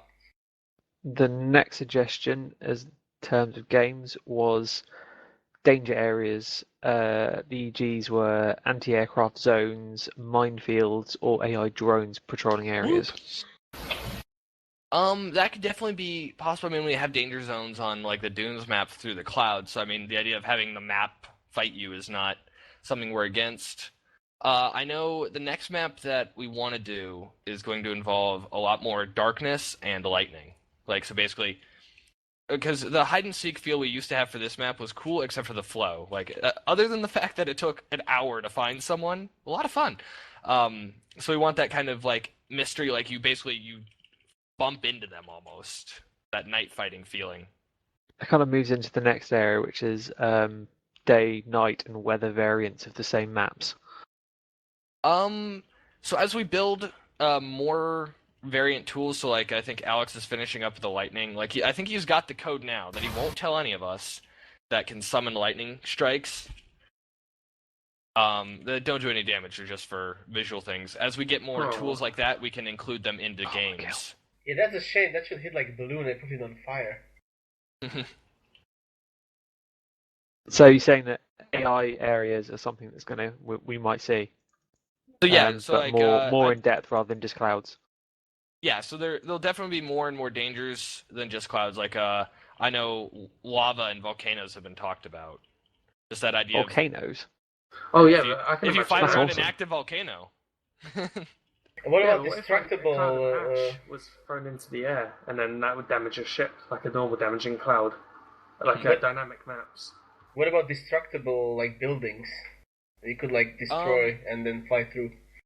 So this is one of the reasons why I said I really wish we could have our hands on the Frostbite engine, because I mean there's only so much we can do with Unity. Like we'd love, so if like in this one, if this had destructible parts where you could blow through part of a skyscraper or something, that'd be awesome. There aren't any plans for it now. If we are able to, we'll definitely try to do things like that. Just to add into that question, that successful Spyro. On Labyrinth, that would be just awesome. Just to add to that question real quick and ask that, it takes just a second. Instead of damaging, would it be possible, pure theoretically, to have snow and freezing maps that, for example, freeze your engines? Yeah. I mean, from a technical standpoint, it would be possible. The next step would be making it work from a gameplay standpoint. So, like, for fun, like, because if you get just your engines locked up and there's not anything you can do, or it's hard to get out of it, it would be annoying. Like, because we've had to adjust the dust clouds because they were too vicious. Well, talking about dust clouds, how do you recognize a dust cloud from a regular like cloud? They're dark. They're like brown. Your ship is screwed. Also, one really hurts when you fly through it. yeah, but before you fly through it, like to know not to fly through it. Because most of the time when I'm a pilot, send your teammate through. This is very Lordnal. Ask them. Team game, use them. Lordnal. Something that from what people were saying is they really want to see the same maps, but in a different lighting environment. So, like Parisian Rumble and Labyrinth are always quite dark. They want to see it again, the same map, but in a lighter environment. Mm-hmm. Is there any possibility of that? There definitely could be. I mean, I think the next thing, as I said, for maps is going to be something that's more darkness based, and then once we have one that is dark based, we can see how that one flows, and we can take those elements and include them in, like, Battle of the Dunes and make a night version of that or something. And what about like wind or like blizzard effects that move your ship so you don't move the straight way? There are some wind effects currently. User left your channel. Especially if you look at Duel at Dawn, like you can get bumped into the spines pretty easily. But There could be maps where we do more wind, but the problem is just game flow and making sure people, because you want to feel like you're in control of your ship. Like, it's cool to fight against the wind, but if the wind's overpowering, then it just gets frustrating. It's just different weather conditions, just to give a different experience. Mm-hmm. Because you can get bored of the maps that you have. User I left mean, your any pool of maps would get boring eventually. Oh yeah, no. As I said, I wish we could do double the amount of ships, guns, and maps, and tools. Only double? I heard that, and that's admirable. Just to finish up the maps discussion quickly, one of the suggestions we've had from people is underground style maps, so like caverns or caves, and flying inside of areas. Mm-hmm. Yeah, that was something we've looked at as well, because there's a lot of cool things you can do in those more tight environments. And again, it's like, well, a lot of the work's being put into co-op mode, but once that gets done, we can start making more and more maps that work around all these. Because there's the last really jam meeting on maps brought about the city map, because that was our latest one, and how to do that one. And right now, it's just been adjusting those maps to get them better. Oh, and if anyone wants my captain slot or wants me to move around, just let me know, because I've got no problem in any role. Why could you make a 3 versus 3 map so I can join? I'm sorry to interrupt this, but We've still got 2 spots in 2v2. Wait, do you? Okay, last time I tried to join. Oh, there should be a Death Star Valley map. I would much appreciate that. Yes, Death Star Trench Run. Why is the ceiling on the canyon map so low? It's really so you can't fly over the canyons. Yeah, it's still a combat thing. If you could just fly above it that much, then the canyon would just be completely irrelevant to the game. Yeah. And you can hide in it. Hey, Darkshade, remember that hide and seek game we had on the North American event? Oh yeah. That was fun. Yeah, it was Marco Polo. I think what a lot of people want to see here is maps with ceilings, so effectively going to the top is damaging, as opposed to just going to the bottom is damaging. Yep. That's something you're looking at. Something that we've wanted to do, because it's a cool idea, and it's another element of play, so it's another exciting thing to put in. An Australia map where the roof is the floor. Or halfway towards or so turn your flying ships into normal ships. Something I did want to mention, Keyvias, I would like to thank you personally for updating the spawn system so immediately afterwards it came out. Oh yeah, no, we released it. We heard the feedback and we're like, okay, let's. This is what we're fixing today. That's it. That's all we're working on, kind of thing. Just since it quickly fits into the current discussion, can I add my question? Are you planning on more gizmos and equipable items and stuff? Because the selection is kind of limited right now, and you always know what to pick for what role immediately. So when we've got next open break, we've got suggestions for guns, and then afterwards it's equipment. Yep. So there are actually 3 more gunning ammos that Eric is testing out and goofing around with right now. It's one of them is the gun has 100 times, so 10 times more bullets, and then fires 1,000 times faster. It's ridiculous. But just because he wants to keep it disconnected from fresh, so it's not I'm using this gun, I have to use this ammo. It's at this engagement range, this one's probably better, but I like the feel of blah blah blah. And he has more engineering tool ideas as well. And I think the only one that he hasn't looked at really for adding anything is pilots, because most of those, the left, right, up, down, back, forwards, all your basic things are covered by Phoenix, Claw, Moonshine, Drop Shoot, things like that. Quickly, just drop in a map-related question from Mr. Mango. Yeah, it's just a quick question, and that is, so I have no clue how the Unity engine works, but how massive can you make the maps? So, for maps, the real weakness isn't, the engine. It's not we can't make the engine, or we can't make something, a huge map. The real weakness is optimization.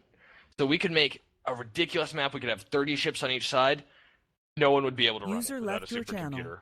And it's what keeps us at 4v4 as our max right now, because we allow, Intel HD graphics to run the game as our min spec, because a lot of people are running that between Macs and laptops and whatnot.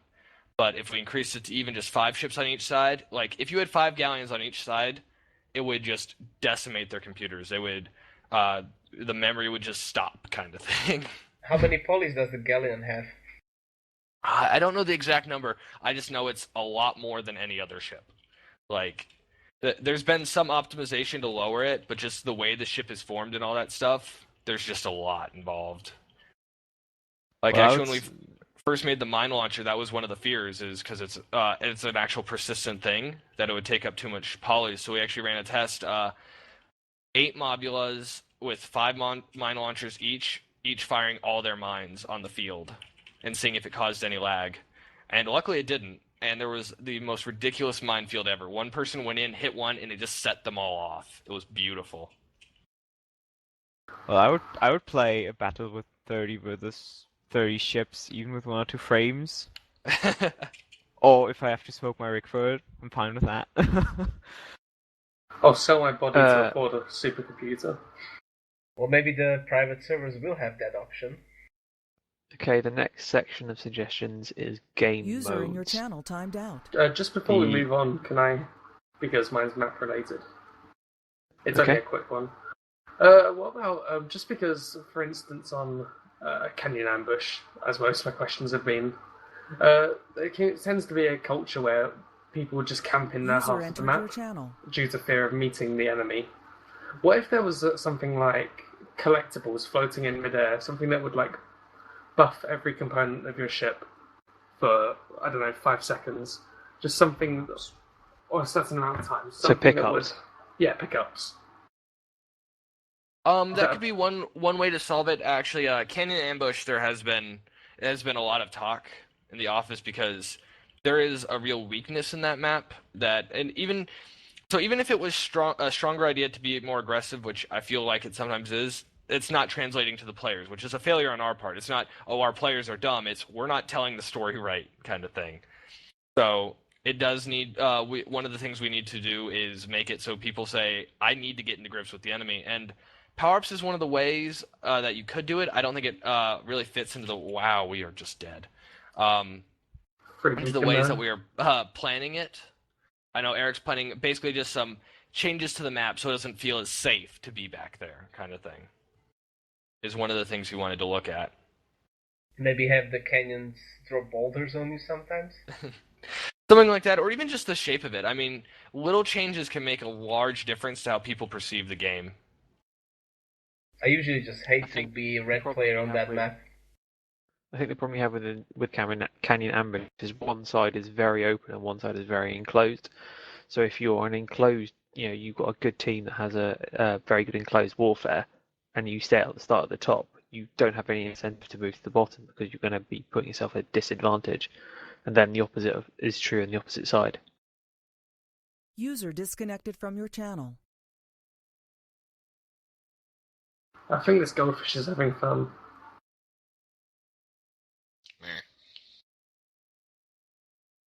I'm just trying not to get into this bloodbath right now.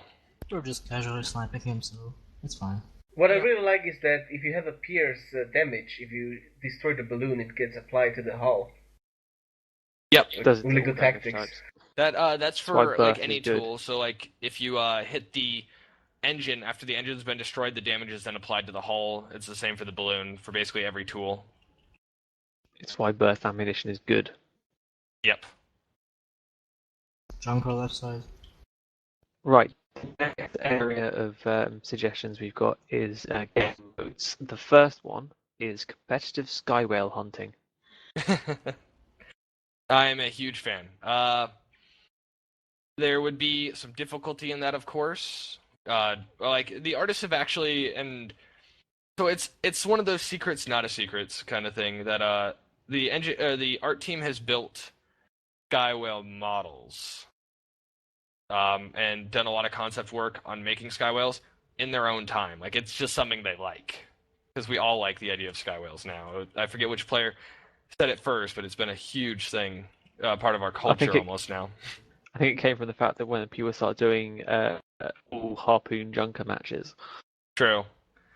I think when I actually applied to be a CA a while ago, and that was one of the games we played in the CA practice game. Mm-hmm. We had squids and junkers. The squids all owning.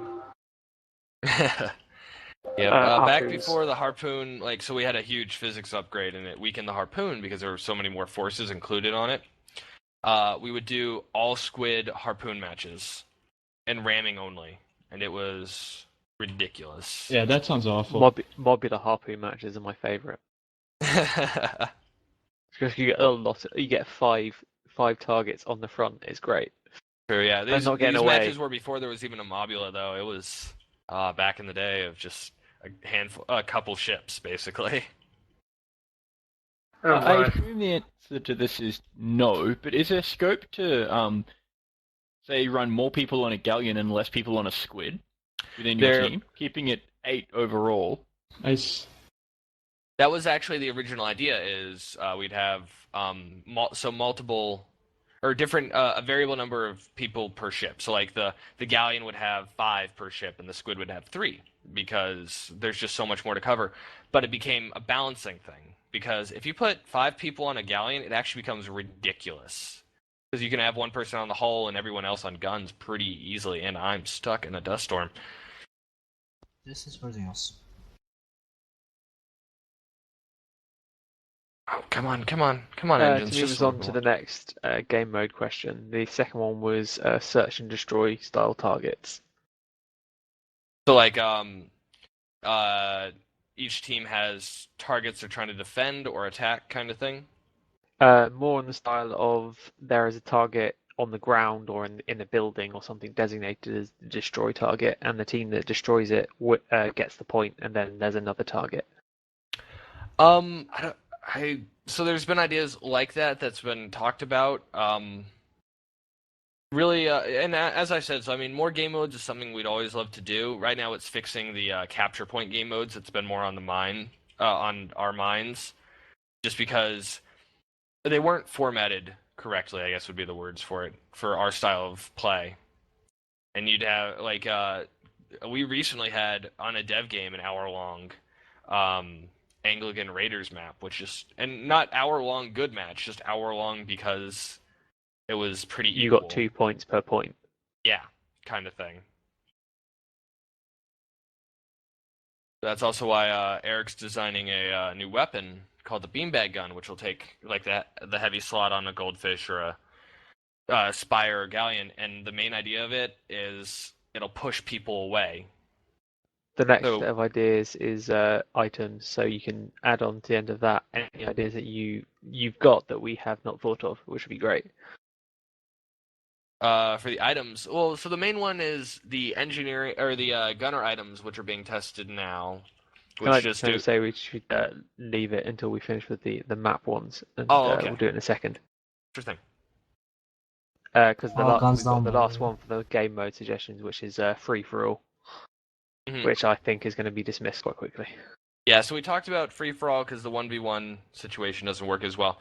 Having multiple teams, though, so a 3-team map is something that we've talked about doing. So you mean more in the case of 3 teams as opposed to 3 people versus each other? Yeah.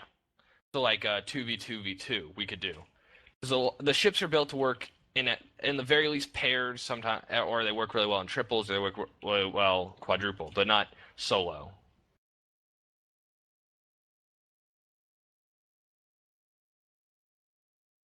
That's great. I know exactly what you mean by that. Please excuse us while we murder your mobula. Yep, no, I'm trying to answer questions and not get killed, and I'm not doing a good job. I should probably just take an engineering role after this. Is your mobula's name a reference to you're on something the other team, I it's don't okay. recognize?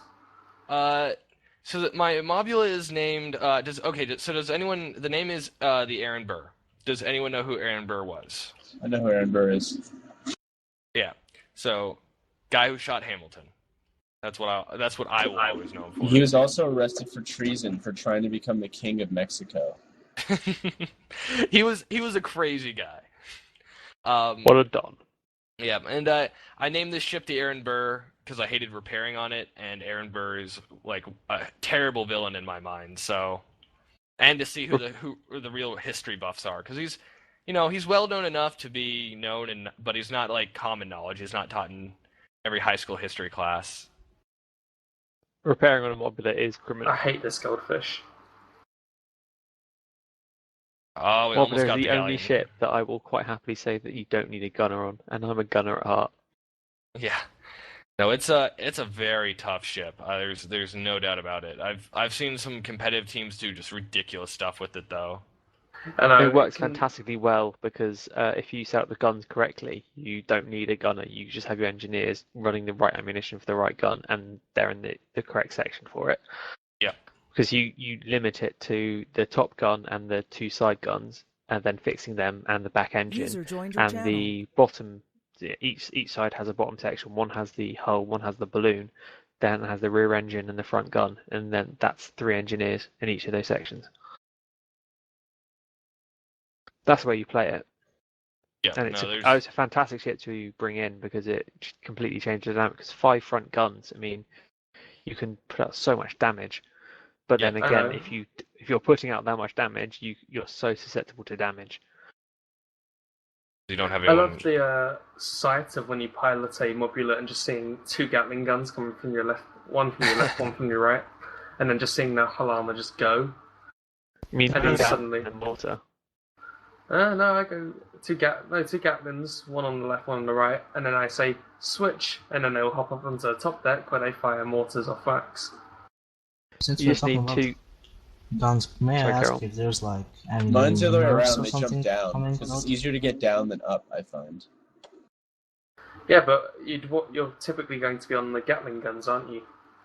As an I engineer. put the Gatlings on top and the mortars down below.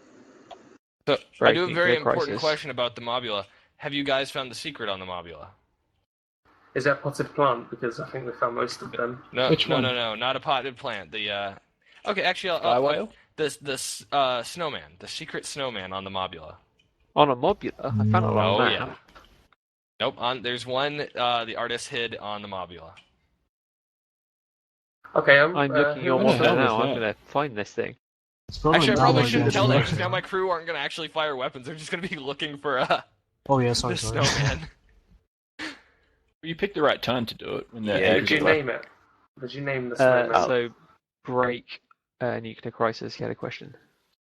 I'm just going to refuse to repair I just Hell wanted until to you ask, tell me where it is. since we've seen some Breaking nerfs in the Is it? guns, Oh, okay, it still is there works. gonna be any new nerfs or buffs in the guns? User joined your channel. What was that? Oh, I just wanted to ask if there's gonna be buffs or nerfs on any guns. So the Artemis is getting a mild nerf upcoming, just because it's kind of too easy to use. For the damage output it does at every range. So it's not like it's gonna get a damage decrease. It's gonna get a like its yaw speed for moving. It's gonna be a little bit harder, just so you can't use it in long range amazingly, and you can't use it in close range amazingly. I suggest it gets less field. I mean, you can aim in so many directions other than up, obviously, with it, and that's his main disadvantage is aiming up. But I think because the fact that you can literally aim left or right with it, it makes it such a good gun. User disconnected from your channel. I love the way you're saying how strong the Artemis is as I'm blowing you up with the one. Well, I've got 2 on this ship, but they're not. They keep getting taken down by yours, I think. I really like how you just went suddenly quickly down. Good game. The next area of suggestions is items. The first one is from myself, actually. Engineering tool, lubricative oil to reduce cooldown of items and equipment. So like a passive item. So imagine you continue to apply it to an area to reduce the cooldown effect. So you hit it with a mallet. Mallet's got 8-second cooldown. This reduces his cooldown by say 25-30%, and so it makes it 6 seconds as opposed to 8 seconds, as long as you're there the entire time. It sounds like a cool one. It sounds hard to balance, I guess, is the main thing. Like I'd have to bring it up to Eric and see how, because he is a number crunching machine when it comes to these things. Like he has a very specific idea of how things work, and they're what got us here now, which I'm very happy with. But he always, of course, wants to add more as well. So, but that's definitely a new way to look at it in something. I mean, the big problem would be just as I said, the balance of it, because it'd make the mallet really powerful. The thing I always find with engineering items though is the balance is what to bring, because it's always about choice, because every engineering item has its area that it's fantastic at, and you have to pick which ones you bring, because you can bring a buff hammer, but if you bring a buff hammer you're losing out on either repairing or firefighting capabilities. So adding more to that section and still having 3 choices is you have to pick what you take. Yeah. So no, yeah, we definitely more choices for the engineering thing are definitely something we do want to work on, though. Just because more choices means more fun, really, because it's more personal. There's more you can do. More interesting. It could be like items like passive buffs for the captain to pick, like more hull armor, but it will eat your slot for the item. I don't think passives work so well, because passives are less, you have to pick it. It's sort of it sits there on your bar and you do it. It's something you have to choose and you have to pick to use. I think that's Guns of Icarus does very well. I've got to go. Thanks very much. My pleasure. Nice, Oren. Check it out. Yeah, I gotta head out too, guys. It's been nice talking to you. Thanks a lot for coming, Keyvias. I'll talk to you all later. See you, man. Yeah. Yep. User disconnected from your channel. All right. Okay, our next Yeah, go ahead, man. Our next suggested item is a medium Gatling gun that has a bigger rate of fire, bigger spread, but has a spin-up time, so it doesn't fire immediately. That's actually... So, medium Gatling is the second most requested weapon, right behind medium flamethrower, and that's only because one clan loves flamethrowers so much that they keep talking about it. The problem with medium Gatling gun is armor is already really quickly stripped off by a lot of weapons. So the real problem isn't the time it takes to make the weapon, it's balancing it so it's not getting destroyed instantly. Because, I mean, imagine a Spire with a giant Gatling gun and then, like, a mortar on it. Like, it would be a close combat dominant power. I think this is where it comes in the spin-up time, and the fact that it's not a choose to fire thing. It's not like a with the small gat you have a choice to fire it. You can aim at their hull, you can aim at their anywhere you want. If it's got a spin-up time, it's a case of when you're firing, you're committed, and that's it. You're shooting. The best thing you can do is finish out the magazine, and carry on. Yep. No. User was moved to your channel. I mean, so we'll probably have something along those lines. So it probably won't be a Gatling gun, but I mean the style of firing that many bullets with that kind of rate of fire will probably happen at some point. I know so as I said, the beanbag gun's a heavy weapon, the movement-based one, and then there's a light weapon, the splinter cannon, which Eric's also working on. Just because he wants, I believe it's for more piercing. Because right now the only 2 piercing weapons are the light Gatling gun and the light Merc gun. That's correct. So there's also the Hades that has secondary. Oh yeah, the Hades just got added for it as well because it's piercing and Hades fire. AOE is piercing. Yep. Is this new piercing gun going to be a medium or light weapon? So the splinter cannon, I believe, is a light, because the medium one is going to be the beanbag gun, which pushes people. Oh, I thought that would be very minimal damage for motion, but okay. Well, so the motion is going to come with when we change up a lot of the capture point map, so it's a lot more focused. So actually ramming someone out of the spot will be possible, instead of just, okay, well, this is where the battle happens, and then we move every 180 seconds as the timer ticks down, because it's just not as exciting.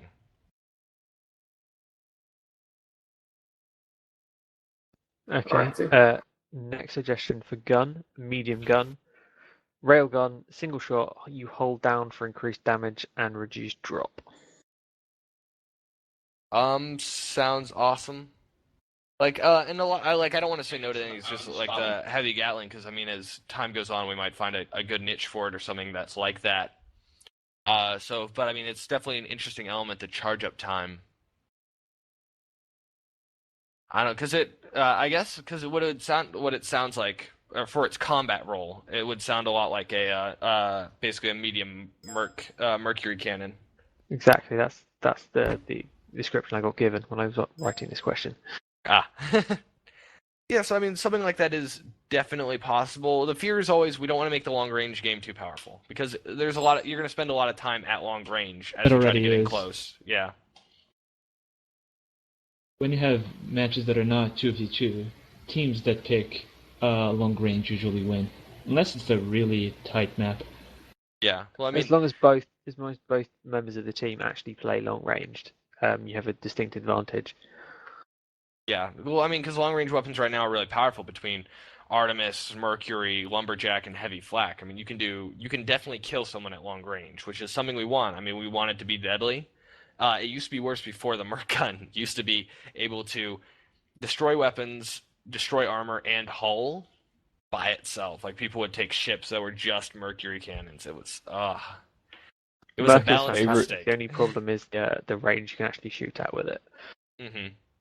My favorite setup has got to be 2 Mercury field guns on the front of a pyramid, and you drop their hull armor, and then you drop the hull with the front of the pyramid. Yeah. But you need people who actually can shoot. Yep. Well, the weapon used to be a lot easier to shoot. The drop wasn't as much, and there was the arc that you could move it in was a lot bigger.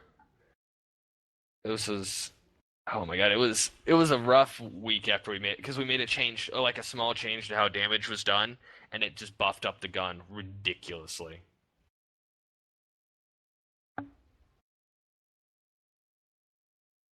Okay, that sounds amazing. A lot of our suggestions actually is for pilot equipment, which is a rifle, which means you can take shots at ships without guns being in area. So, I like the idea of it. The real problem is the way the models interact with each other. It doesn't work out because it's the ships interacting out with the ships kind of thing. So the player models, like just recently, you've been able to see player models on other ships because it was something we used to not have. Well, it's something that we had and then had to take away after it caused issues. But I mean, so it would require a lot of code changes. I don't know if it would be worth the effort because we could put the effort into other things. But if we come to the point where players can interact outside of the ship, so like one of the things was like a handheld flare gun was one of the ideas we talked about. So instead of just taking up a flare gun slot, you have just one where the captain can do it and see or whatnot. So the idea of interacting outside of the ship is cool and something that we'd love to do if we find the time for it. I think mostly this is due to the fact that you can't imagine a person being a gunner on the ship without having their own gun. Sort of, their rifle slung over their shoulder that they could just take pot shots at the enemy ship. Yep. I understand where the urge comes from. Because most of the time you don't tend to shoot ships with a rifle. True. If you've got no other choice. Guns for it. What if you have a If rocket you've got no launcher? other choice, you don't waste your ammo on the side of a ship because you're shooting like 9mm, 5mm rounds at something. It tends not to do too much. What about throwing grenades?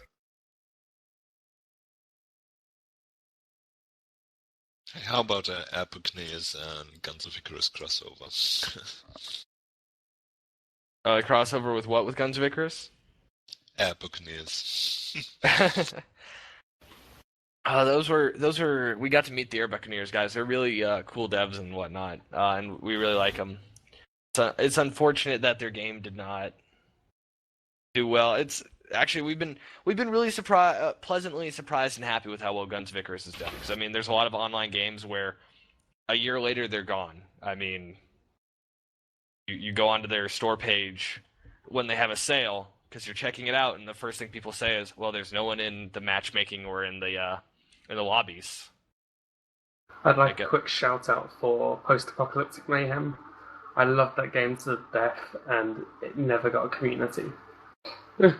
My shout out would be Showdown Effect. I got this one early access, really cool, but no one plays it. I can't say how many different races I've done just like against AI, because it's so much fun. And I will just say that we are now out of questions in our pre-question list. So if you do have a question and we're too busy talking about something else to say, just send us a message in TeamSpeak and I'll ask it.